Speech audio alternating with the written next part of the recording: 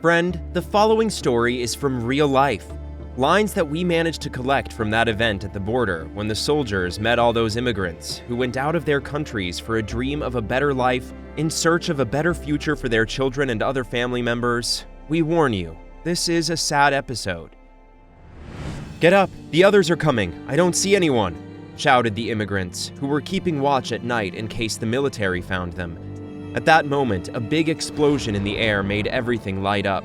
The people they were guarding began to be arrested, and the rest of the people began to run, completely terrified, for fear of being returned to their countries, or simply having something done to them. The children were the most vulnerable, as they did not run very fast and were caught very easily. Many of the people who were already trapped watched as before their eyes they were all gathered together, waiting to be taken back to the border. The cries were heard more and more until each and every one of them, including children and adults, were taken to the military camp near the border, where the commanding colonel was waiting for them and would wait for the order from the army general to know what to do with all the migrants.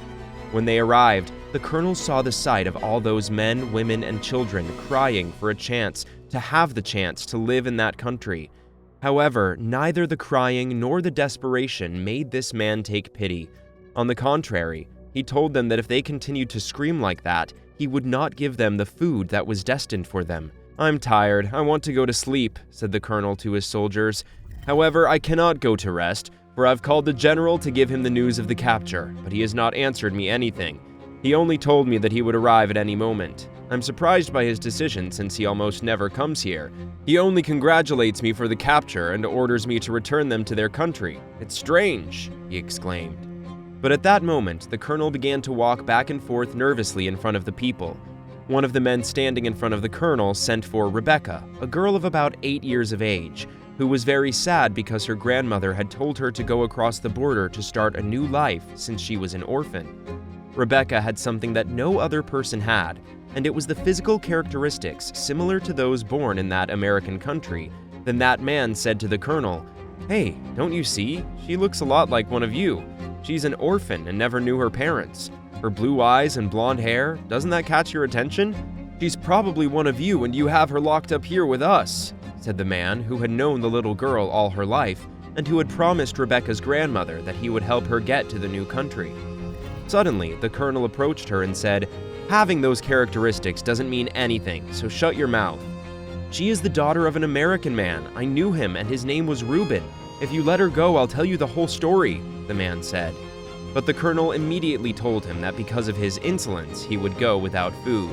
The man insisted, saying, "According to the law of your country, if you hold someone with American blood, then you will get the full weight of the law and much more if you mix it with us." The very angry colonel said, "Hey, nobody's going to tell me what to do. I'm the colonel-in-chief of the border military troops, and what I say is the law. I don't care who that little girl is. I've already decided that they will not pass, and that is the way it will be." He then sent his soldiers to take the man to the punishment room and kept him there for a long time until the general arrived. Suddenly, without anyone expecting it, the general of the Border Army of the United States of America arrived on the scene, and at that moment, the astonishment of all the soldiers was completely great. Even the colonel asked for forgiveness, as he was not ready to receive him. The general went to see the captured people, and when he saw them, they shouted, "Compassion!" While the general answered, "We know how you have come, the tribulations you have gone through, and believe me, I understand you perfectly, but the laws are made to be obeyed, and I am only a servant of my country. The truth is that I cannot let you in. From the bottom of my heart, I hope your situation improves. I only came this far because today I woke up with a hunch. One, even though it is impossible to happen, but at least for a glimmer of hope, I came here to see what it was all about. It's a long story. Now, please, I want everyone to line up in a row and in order. From me, you will be given a present in an envelope, for each of you. It's money. It's not much, but at least it will give you your freedom so that you can pay for a bus and not have to walk back in that horrible desert." All the people began to cry, shouting, "Mercy, mercy!" because the countries where they came from were already running short of food, and most of them wanted to leave so they could work hard and take all their relatives with them in the future. But they were also grateful for the gesture, because it would save them from perishing in the desert.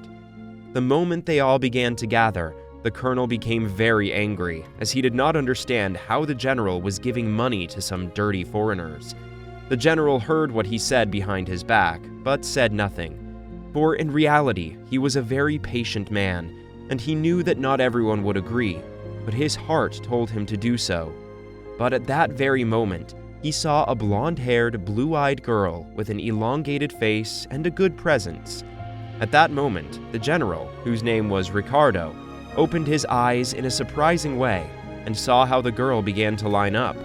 At that moment, he opened his mouth and could not believe his eyes. But the girl turned to see him, and he fell to the ground on his knees, calling everyone's attention while tears were streaming down his face. His soldiers went to him to see if everything was all right. They lifted him up and tried to carry him to an ambulance, but the general asked to be released. Then he ran to the little girl and said, Hey, what's your name? Who are your parents?" The girl said her name was Rebecca and mentioned to him that she never knew her father, as he was a soldier, and his life was taken away in a conflict, and that her mother lived with her until she was 4 years old, and then tried to cross the border to give her a better life. But the truth is that she never came back. "Does anyone know this girl?" shouted the general. The people told him that there was a man who knew the girl, but the soldiers took him to another punishment room. The general became very angry because the colonel was not allowed to do that, and that this punishment room is for soldiers, not for migrants. When they brought the man Rebecca knew, he was very exhausted from all he had been through, and when he saw him in his condition, he immediately replaced the colonel and sent the soldiers to take him to the city since he had been discharged. The man told the general that Rebecca had a soldier father who was from the American country. He came to Guatemala for a mission and met Maria, his girlfriend. They had Rebecca, and when Rebecca was 6 months old, the soldier lost his life. "Do you know the soldier's name?" asked the general. The man said, "His name is Reuben." Immediately, the general began to cry and told everyone that he woke up in the morning hoping to see among all the captured people his son's girlfriend and also his granddaughter, because he was looking for her, but he had just met his granddaughter because his son was Reuben, and he lost his life in Guatemala, where he met the love of his life, and fruit of his love, Rebecca, was born, who was identical to the general's mother. It was like seeing his mother, but as a child, and she loved the genetics she had because it made him think of her two greatest loves, his mother and his beloved son. Rebecca said, "Granddaddy," to the general, and he gave her a hug, causing everyone to applaud and the general to cry. The general was very happy and promised all the people to help them, so he hired them in his company, which was a dairy factory, and he always needed working hands. After a few years, those people with work contracts were able to bring their families, and everything was possible because they helped him find his granddaughter. Rebecca was naturalized and received the surname of the General of Border Troops, who took care of her and loved her with all his strength, as well as met her paternal grandmother and her relatives. She learned the language, and today she is finishing her law degree, so she can help all the people who are trying to enter America for a dream, thus alleviating the suffering and pain of walking a whole desert. Friends, we've reached the end of this story. See you in a future video, and thank you for watching.